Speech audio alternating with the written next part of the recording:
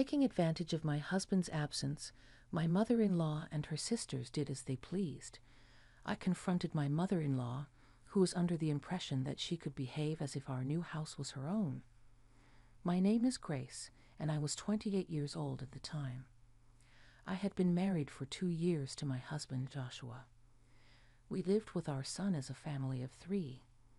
My husband had moved into the place that was originally my house, and we continued to live in an apartment as a family of 3.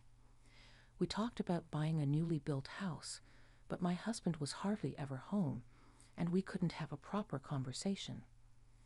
My husband had a job that required him to travel frequently, even when we were dating.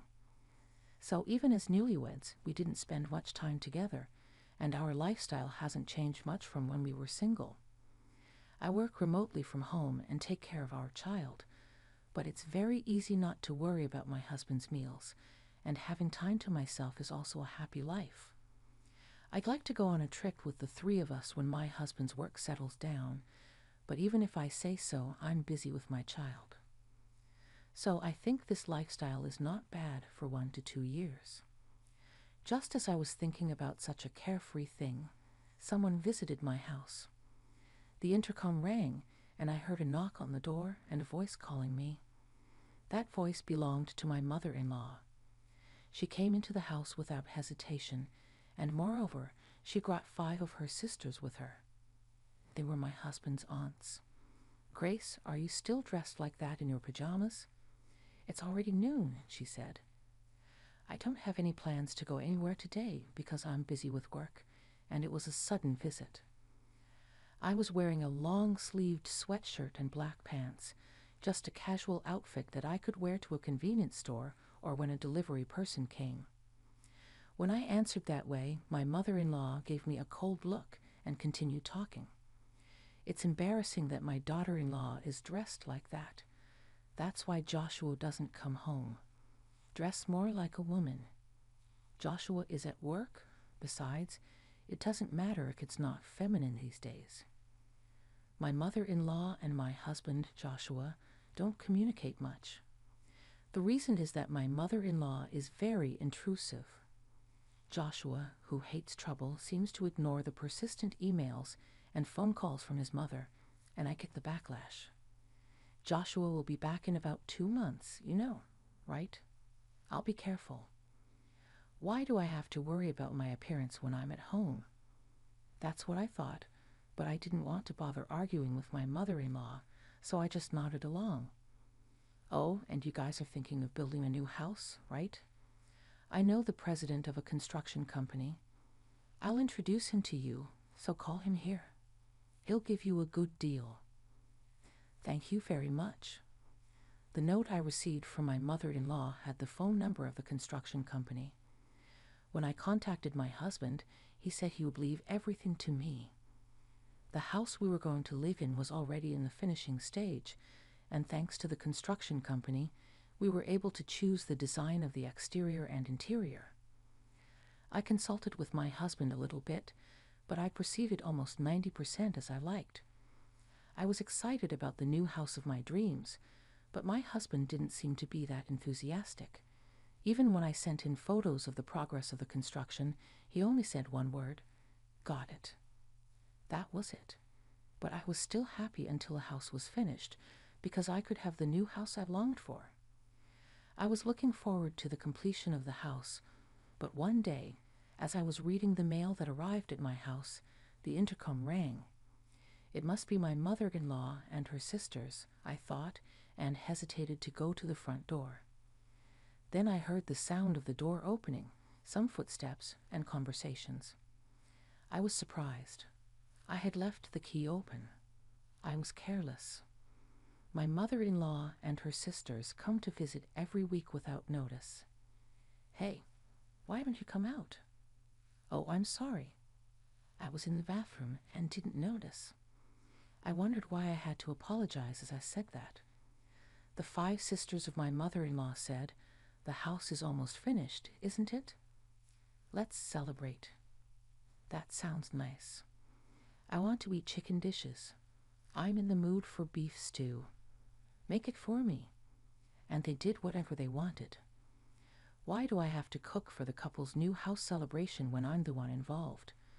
If I told them clearly that I didn't like it, my mother-in-law and her sisters would just yell at me that it was my duty as a wife. Even if I consulted with my husband about my mother-in-law and her sisters doing whatever they wanted, they're family, so just deal with them, he didn't seem to want to help me at all. My mother-in-law and her sisters opened my refrigerator without permission and rummaged through it. At that time, I heard a loud noise and went to the kitchen. It seemed that they had broken the mug I cherished. Oh no, what a mess. It's okay. Don't worry about it. What? Don't you care? There's a stain on my bag. It's dangerous to leave such fragile cups around. You should clean up quickly. I was furious that they had used and broken my precious things without permission, but I had no choice but to deal with the broken mug. The sisters, and of course my mother-in-law, didn't pay any attention to me and started eating the snacks in the refrigerator and watching TV. A week after the sisters' selfish celebration party, the long-awaited house was completed.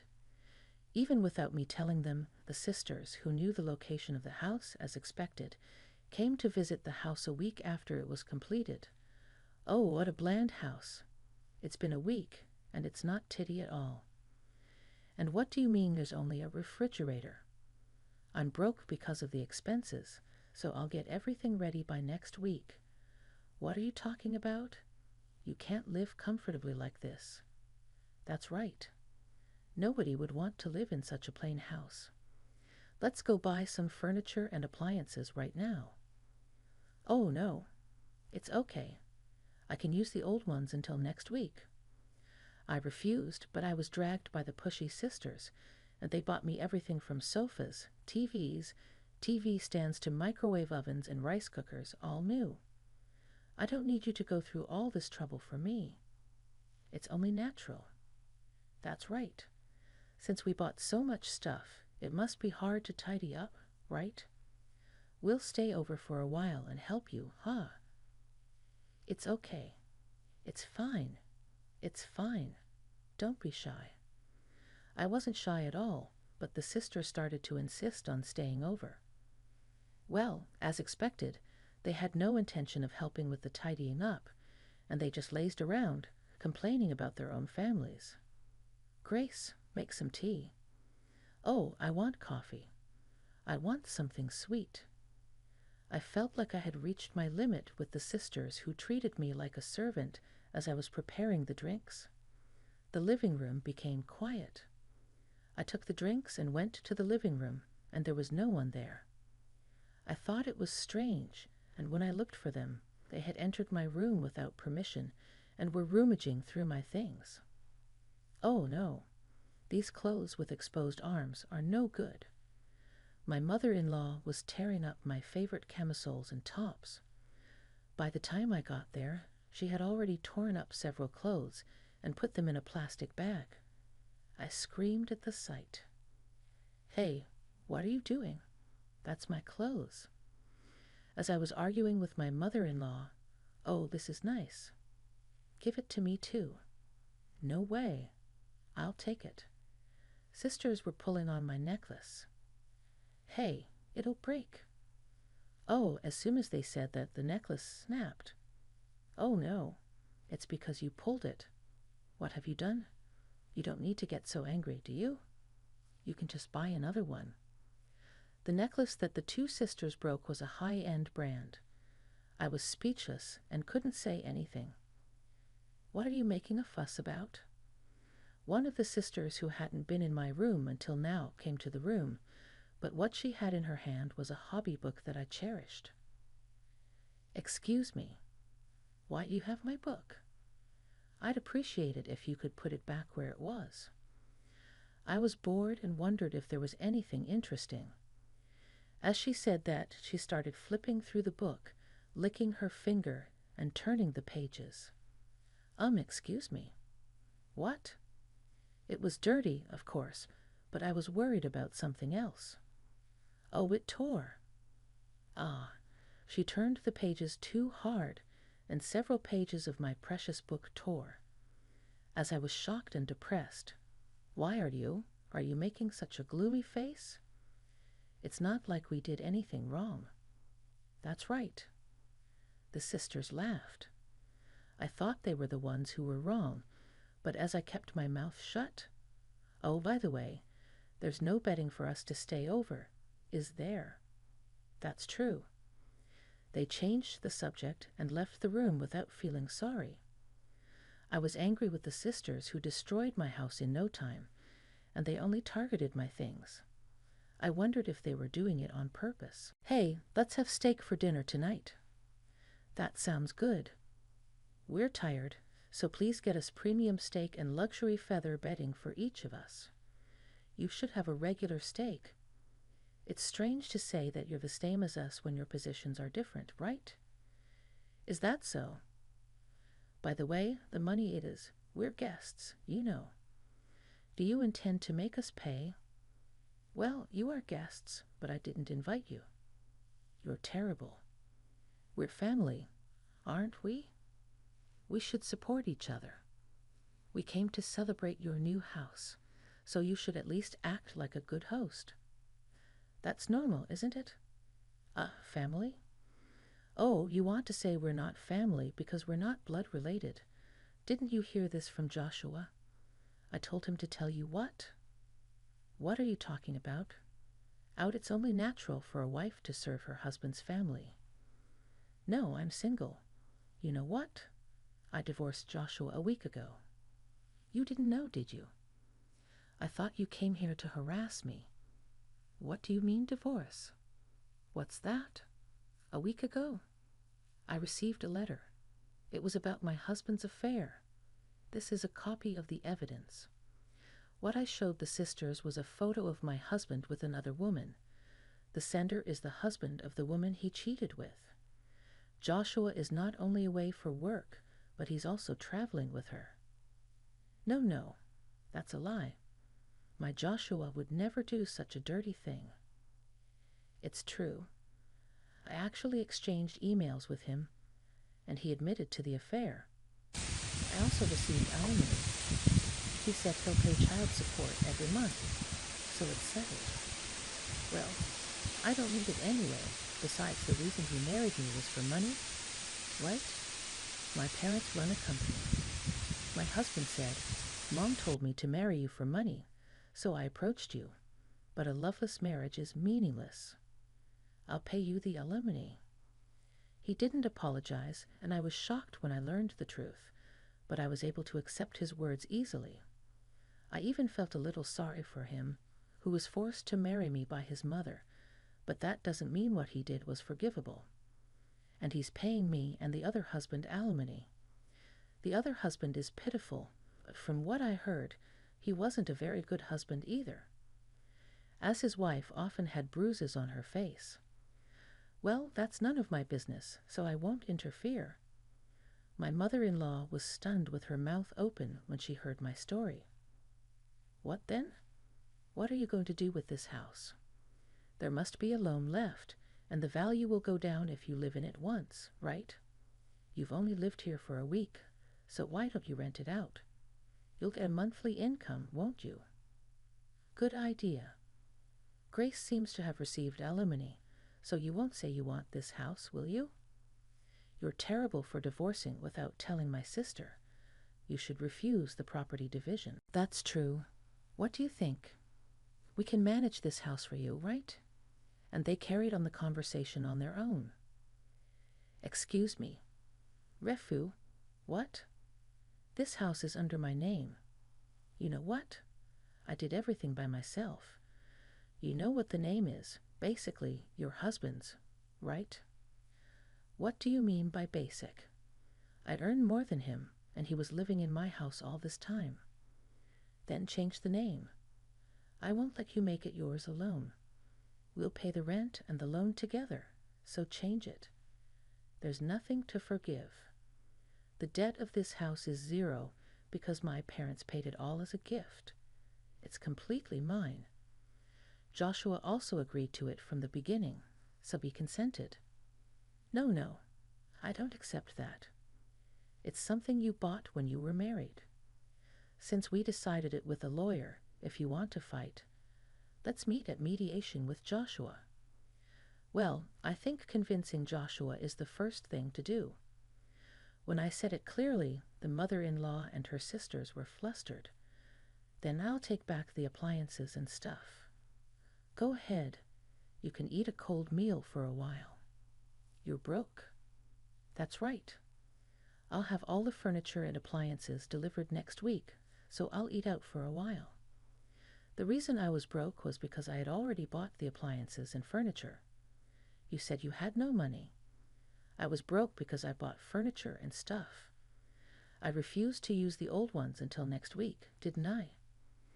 What a cunning you are. Planning to make it yours? Hoof.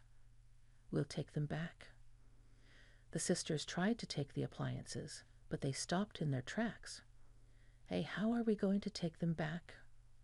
We have no choice but to call a taxi, right? It's difficult to carry everything at once. You lend me your car. We can't carry them without a big car, and while you're at it, take them all to my house. I went shopping with my car and took the luggage home once, and then went to pick up the sisters who were waiting while drinking coffee. So it was impossible for the sisters to take them back without my cooperation. I don't want to. Why don't you call 5 taxis and take them back yourself? Well, I don't think you can load things like TV stands into a taxi. As I refused, the sisters kept complaining. Why don't you ask the men for help? Not that I want to keep them in my house since they're not mine. What do? We don't have a big car. You know that's right. Our sons are too far away to ask for cooperation. There's nothing we can do but give up. How about asking someone else? The sisters were trying to call a contractor. What? $600 just to transport them? Don't be ridiculous. Does it cost that much? The sisters argued with the contractor on the phone and were eventually turned down. It's rare to be rejected by the contractor. The sisters were dejected and silent. Excuse me, can you leave soon? We'll leave without you telling us. Oh, and please pay for my mug, clothes, necklace, and so on. Enough? How greedy. This should be enough. That necklace costs $2,000, you know. The sisters grumbled and pulled their money, begging me to let them off with $2,000 for the necklace, since they had no more money at the very end. I'll give it to you. Do whatever you want with the appliances and stuff. You're also to blame for keeping quiet. She spat out and left, but I accepted it with a smile. The reason, of course, was that I could make a lot of money by selling everything. The mother-in-law and sisters didn't seem to have the idea of selling and probably disposed of the unnecessary things. Well, even if they wanted to sell, they had to take them back, and maybe they really just gave up. After that, I tidied up the furniture and appliances and sold the ones I didn't need. Thanks to that, I got some pocket money without doing anything, and I was lucky. Now, 4 years later, I receive child support from my ex-husband every month. I'd also got promoted at work, and my salary became a decent amount. So I told my ex-husband that he didn't have to pay child support, but he said he wanted to keep paying because he loved his child. I haven't had any trouble with my ex-mother-in-law since that day, and I live a peaceful life. We go back to my parents' house on weekends and relax. Watching my 4-year-old son grow up is my happiness now. How did you like this story? Please subscribe to my channel. See you in the next video.